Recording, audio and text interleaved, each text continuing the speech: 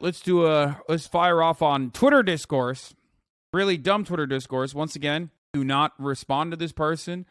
Do not go after this person. This is fun. Do not tap the glass, okay?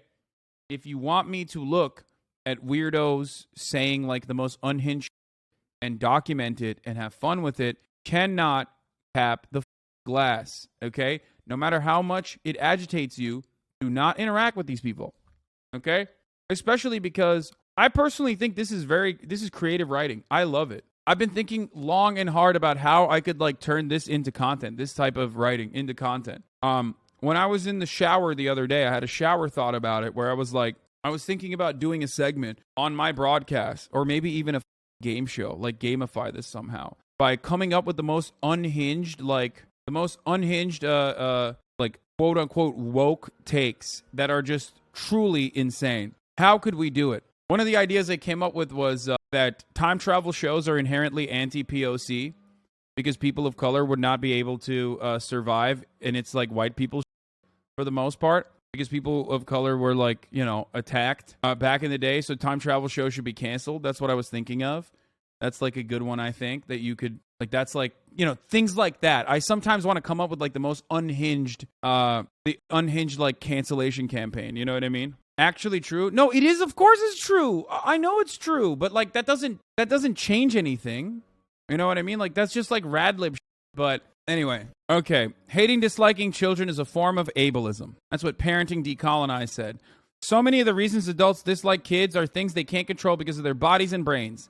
They're new humans learning how to navigate the world, and instead of understanding, they get disdain. People showing up to be like, them kids give the same energy as racist to me.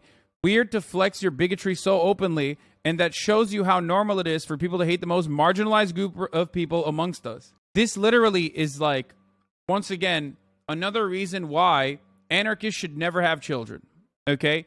Anarchists should not be allowed to have children.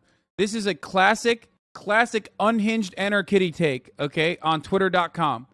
It's literally the same energy as like parenting reinforces unjustifiable hierarchies on children. Parenting reinforces unjustifiable hierarchies on children, and it's a matter, it basically recreates a microcosm of the state apparatus, which is why we want to abolish it, which is why I allow my kid to literally touch open flames all the time and never wear clothes and never take a shower. Bedtime is oppression. No more bedtime for children. I see your perspective of my dislike of children is mostly driven by the impact on my disabilities. I know it's not their fault, but their proximity can cause severe discomfort, pain, and even...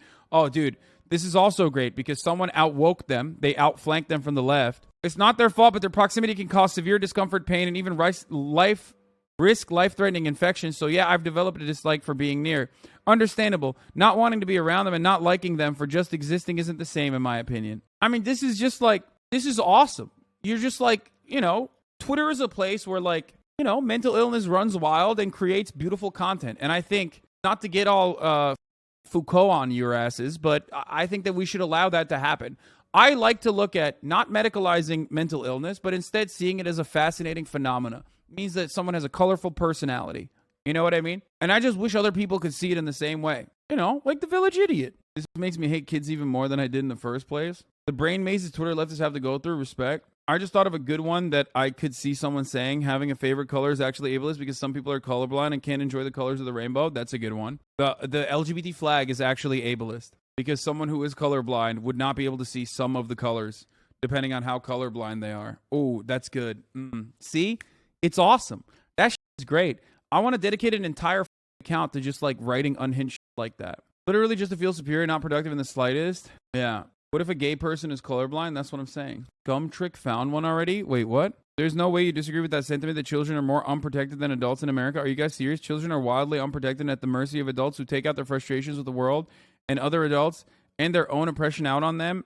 And the few systems we do have in place to protect them are completely useless, often handing children back over to harmful adults and protecting the people who hurt them and blaming the kids. It's insane.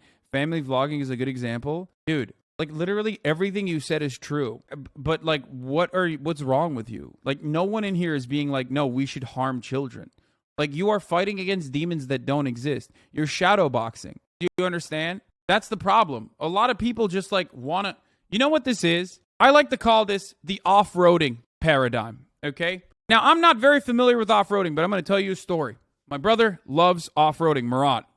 You guys know him, friend of the show, okay? And one time he took me off-roading. And at first I thought, because my brain is so like weirdly wired, I guess, I was like, there has to be a goal, right? In off-roading, like you have to get to a certain point, right? Maybe there's like a beautiful scenery at the end of it. And what I found out about off-roading blew my mind.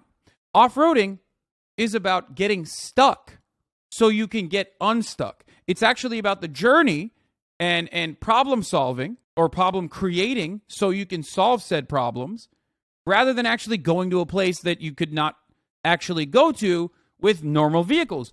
I, like every normal person, thought that's what off-roading is, right? You go to a place where you normally can't go with a normal vehicle. No, that's like if you go there successfully, that means you didn't even have the fun, because the fun is getting stuck in something and then trying to get unstuck, okay? My mom does this with all the furniture she buys for my house. She loves activity. She loves stimulation. So she will constantly find new issues in the house, okay, and be like, oh, well, you need to make a garden for your front yard. I'm like, no, we're fine. We don't need to do that. And she's like, well, God damn it. You know, I bought all this mulch and I bought all these plants. Like, now we have to make a garden. I'm like, but you bought that. You didn't need to make this problem for yourself.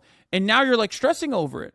And I realize it's just like, it's a sequence of problem creating so you can solve it, so you can feel better about it. And I think a lot of these Twitter leftists and a lot of people in general on Twitter especially, and like people like this, like to create or imagine new problems, okay, like minor ones, and make them gigantic, okay? Make them gigantic issues that need to be tackled, and make like these, you know, moralistic, grandiose statements about how, like, you know, we need to abolish the unjustifiable structures within parenting. And they do it for fun. And if they're doing it for fun, then I'm all for it, because I will look at it, I will enjoy it. I think that that's great creative writing. I'm a fan of that, okay? I'm fond of that. I think that writing is like usually very overall, but this is like funny and good, and it gives me joy to read such unhinged, wild takes, okay? But don't treat it as anything different than a kid playing with a fidget spinner, or a kid learning how to solve a Rubik's Cube, or someone, you know, making their favorite Lego toys, okay? Because it's the exact same thing. It is the exact same thing. It is no different. But we are not conditioned into understanding it, especially on the left, because like we have to look at these kinds of sentiments as though they are super correct, and like there's a slant on here that I need to abide by, especially if someone, oh my God, if they slap on some emancipatory language onto it, oh Lord, I'm done. There's no way I'm not taking this seriously. There's no way, especially if they use terms like ableism, okay, marginalization, like things that you would normally associate with an empathetic, empathy-centered social justice movement. You put that in there, decolonization, words like that. You slap that on, you're gonna get at least 10,000 likes on your tweet. Okay, if you use those buzzwords, okay, people are gonna be like, oh, this is standpoint theory. Oh, this is doing a bodies and spaces. This is doing this. This is doing that. Okay, and they're gonna be like, yeah, I think that there is some truth to it, and oftentimes there is some truth to it. Okay, what is this? But mother, I don't want to do laundry. You wouldn't get it because you're... No, I don't stink. I showered last week. It's my most epic... No washi. What's your favorite planet? Mine's Uranus. I mean, to be fair, put a finger down every time she mimics autistic traits to be funny, making inappropriate jokes without realizing. First of all, I am all in favor of making sure that this person no longer has a platform. So, you know, this person is my Andrew Tate, specifically because it's weaponized cringe. Okay? I don't give a that she's like mimicking autistic things. Like, okay, shut the up. Just cancel her for the cringe. You know, that's it. This person is trying to gerbil an empire herself. What? So TikTok about how saying you like a girl for her personality is ableist to people with personality disorder. It's great. Oh, that's so awesome. I love that. What a confusing time it must be for this random local weatherman named Andrew Tate. Showers and thunderstorms continue for northeastern counties of East Texas this evening. You wife beater. What the They're saying Cringe is autistic. Lamafayao. Yeah, exactly. That's exactly what they're saying. Grout me, mother. Talk about it again. One question. Do I get allowance? No? Then I'm doing laundry on condition to craft mac and cheese with the hot dogs cut up in it. Those are nums. Tweet threads are incredibly inaccessible to thousands of us with short attention spans, and folks should make more of an effort to consolidate their thoughts into shorter tweets so that everyone can enjoy them in their entirety. 1 out of 35. Let's Megaphonix. Okay, good job. See, that's productive. You just had a productive tweet or a productive comment in the chat that didn't revolve around your pet project of getting me to watch another cringe video. That's okay. Pretty good.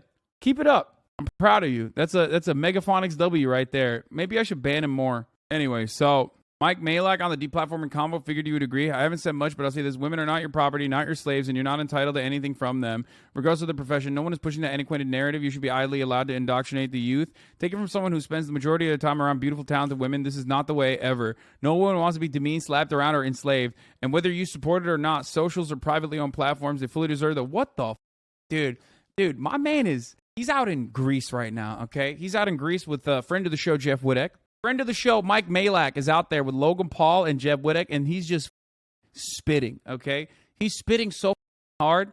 There's floods happening, okay? There's floods happening in mainland Greece. Do you understand? Some of the islands have flooded so hard from his spittle that they are no longer islands, okay? It's just a part of the water. God damn. He literally dated a porn star, so this take makes a lot of sense. No, I know. Literally saw someone saying that respecting someone's culture was bourgeois because culture was created by corporations. I love that. That's so good. I had one bad take in a book fandom and posted a tweet with a tiny font saying how embarrassed I was. It was mostly for me, and one of those people harassing me called me ableist and was inaccessible for blind people for the font size, as well as telling me I was playing the victim, and I literally just compared something to Taylor Swift lyrics. That's what she was so pressed about. Yeah, dude, you got to understand. A lot of people on the internet have just like serious mental illness, okay? Like, I don't know why. I think there's a very real thing that we just like forget, okay? And that is extremely online people are just extremely mentally ill. And I say this as someone who's extremely online, okay? Take it from someone who knows.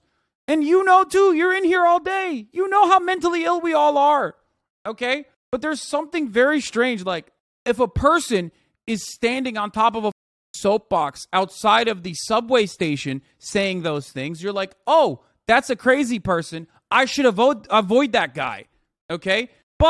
Or you say, hey, that's a crazy person. I should avoid that guy. I wish society would take better care of people who desperately need it, okay? But on the internet, for some reason, when it's the same exact you're like, well, you know, I have to take this as seriously as I normally would because one layer of context, one layer of nuance has been removed from the conversation, the layer that can help you better process the information that's coming your way because you don't know their background. You don't know what their life experiences look like. You don't know where the they came from. You don't know how unhinged they are.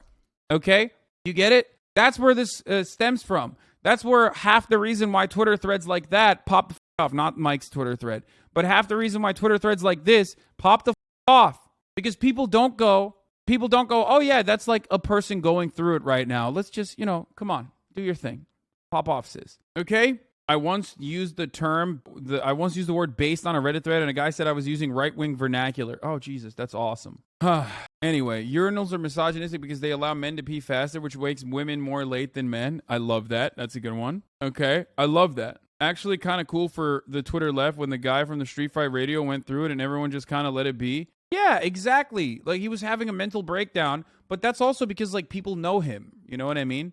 People know him. Like, they know his background. So that's a little bit different. It's not like just some random person that you encountered. The other 13, thank you for the 5, get the subs. What is this? Tits or ass? I actually prefer personality. This is actually incredibly ableist. Some of us have personality disorders. You need to learn to appreciate my titty. That's a joke, man. That's literally a joke. Come on. This is satire and funny, by the way. Comedy is the subversion of expectations, chatter. This is like a purple-haired SJW type person preferring misogyny over ableism. That's the joke. The joke itself. Oh my God, I really do be deconstructing jokes 98% of the time on this broadcast. I hope it actually has like some kind of staying power. I hope it does actually genuinely change people's perspective a little bit. Which way, Western leftists? This, please, this. If you're a communist, oh yeah, we already joked about this. The Twitter discourse compels me to remind you home cooking is regressive, NIMBY aligned. I'm not even going to do it again. I have a Central Appalachian accent and folks still think I'm a chud and I was called a crypto fash based on only my accent. So yeah, that's fun. Like motherfuckers thought I was a infiltrator. Yeah. More chronically online. When you want to stop shopping at Shine because you heard they're slaving kids and adults, but then you remember nobody stopped buying / using cotton for us. I think that's a joke too. I don't think this is serious, dude. I think that's like literally a joke. It's just dark humor. Anyway, we should talk about door designs. Some countries that favor short people over tall people, which makes tall people have to break their back. I agree. Here, dude, I didn't want to cover this at all, but hey, if you like this video, please subscribe and hit that bell so you don't miss out on any future videos.